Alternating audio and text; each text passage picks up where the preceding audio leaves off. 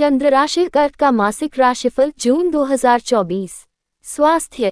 यह महीना स्वास्थ्य के दृष्टिकोण से वैसे तो अनुकूल रहने की संभावना है, लेकिन पूरे महीने अष्टम भाव में शनि महाराज विराजमान रहेंगे, जिससे समय समय पर आपका मानसिक तनाव बढ़ सकता है। आप अपने स्वास्थ्य को नज़रअंदाज ना करें तो बेहतर होगा, क्योंकि अगर ऐसा करते हैं तो फिर कोई ना कोई बीमारी आपको अपनी चपेट में ले सकती है।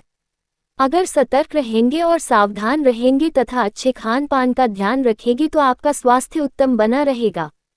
आपके पंचम भाव पर बहुत सारे ग्रहों का प्रभाव रहेगा, क्योंकि मंगल, शनि, बृहस्पति, सूर्य, बुध और शुक्र आपके पंचम भाव पर दृष्टि डालेंगे। इससे आपके अमाशय यानी कि आपके पेट पर असर पड़ सकता है।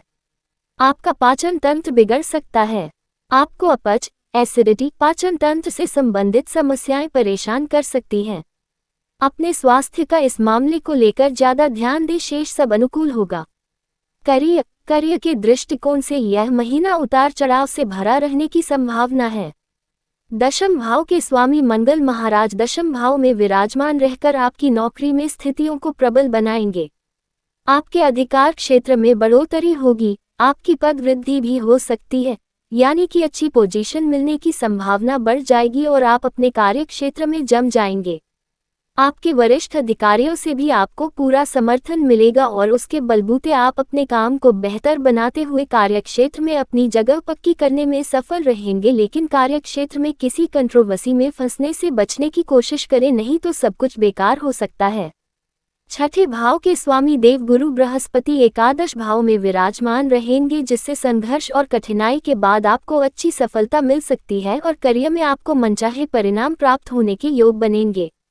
बुध, शुक्र और सूर्य ग्रह महीने के उत्तरार्ध में द्वादश भाव में जाकर छठे भाव को देखेंगे, जिससे कार्यक्षेत्र में हल्की फुल्की समस्याएं महीने के उत्तरार्ध में आ सकती हैं।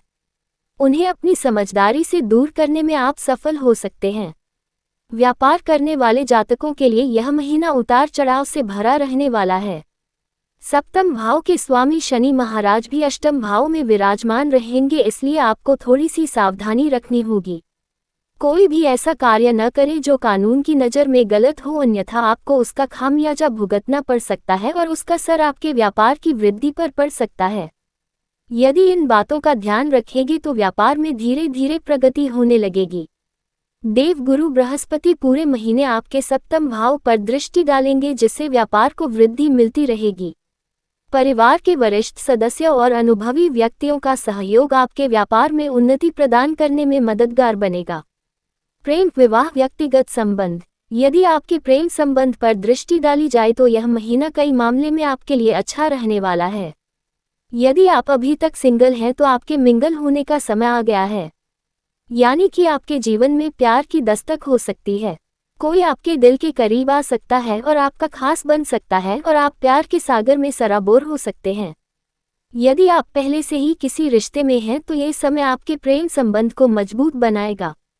शनि और मंगल ग्रह के प्रभाव तथा सूर्य की भी पंचम भाव पर दृष्टि होने के कारण बीच बीच में रिश्ते में खटास आने की नौबत आ सकती है, लेकिन बुध और शुक्र महीने के पूर्वार्ध में आपके रिश्ते को बनाए और बचाए रखेंगे और उसमें रोमांस का तड़का भी लगाते रहेंगे, इसलिए यह महीना खट्टी मीठी यादों के साथ आगे बढ़ेगा।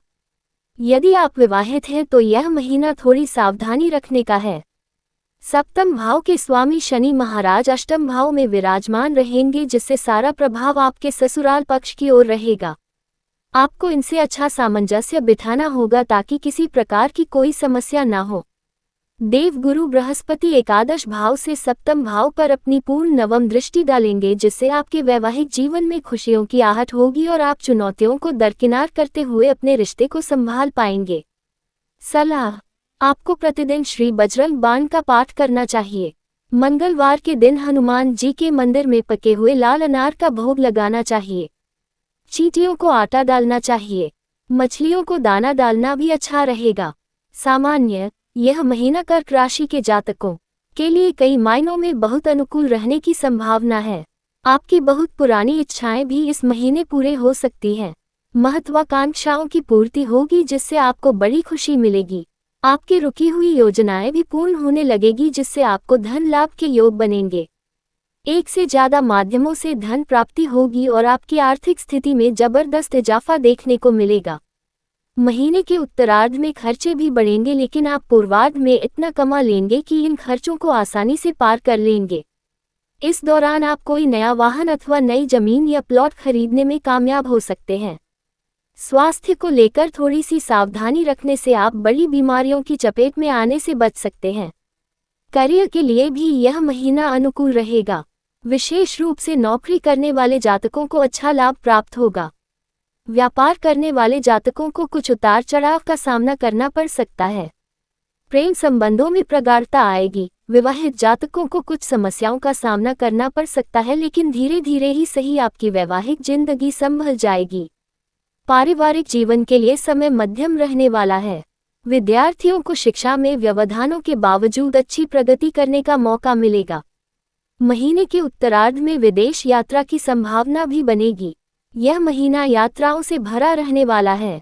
वित्त, यदि आपकी आर्थिक स्थिति को देखा जाए तो यह महीना आर्थिक तौर पर आपके लिए वरदान के समान साबित हो सकता है। बस आपको इसका सही इस्तेमाल करना होगा। आपके पास एक से ज्यादा माध्यमों से धन आगमन के योग बनेंगे। व्यापार में भी धन वृद्धि होगी और नौकरी में भी पद प्राप्ति होने से आपकी तनख्वाह में वृद्धि हो सकती है। आपने शेयर बाजार में धन लगाया था तो उसके लिए वैसे भी आपको इस समय में अच्छा आर्थिक लाभ प्राप्त हो सकता है। इसके अलावा सरकारी क्षेत्र से भी लाभ होने के योग बन सकते हैं। इस प्रकार आपको पक्की आमदनी प्राप्त होने की स्थिति बनेगी। दैनिक आमदनी भी अच्छी रहेगी। महीने के उत्तरार्ध में शुक्र और सूर्य द्वादश भाव में चले जाएंगे, जिससे आपके खर्चे जबरदस्त हो सकते हैं। यह आपको परेशानी तो देंगे, लेकिन आप इतना अच्छा कमा चुके होंगे कि इन खर्चों को आसानी से जीत लेंगे और आप पर कोई विशेष दबाव नहीं रहेगा। फिर भी अपने खर्चों को नियंत्रण में रखना सदैव अच्छा ही होता है। इस महीने कोई वाहन खरीदने या चल अथवा अचल संपत्ति खरीदने का योग बन सकता है।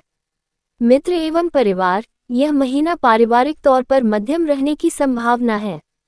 दूसरे भाव के स्वामी सूर्य महाराज एकादश भाव में विराजमान रहेंगे, जिससे पैतृक संपत्ति का लाभ मिलेगा।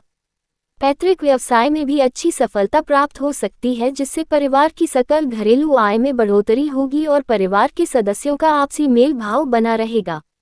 बड़े भाई बहनों का पूरा सहयोग आपके साथ रहेगा और आपके किसी नए व्यापार को शुरू करने में परिवार वाले आर्थिक मदद कर सकते हैं।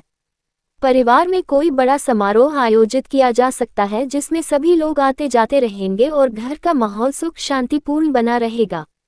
महीने के उत्तरार्ध में जब सूर्य द्वादश भाव में जाएंगे तो परिवार के किसी सदस्य के विदेश जाने के योग बन सकते हैं।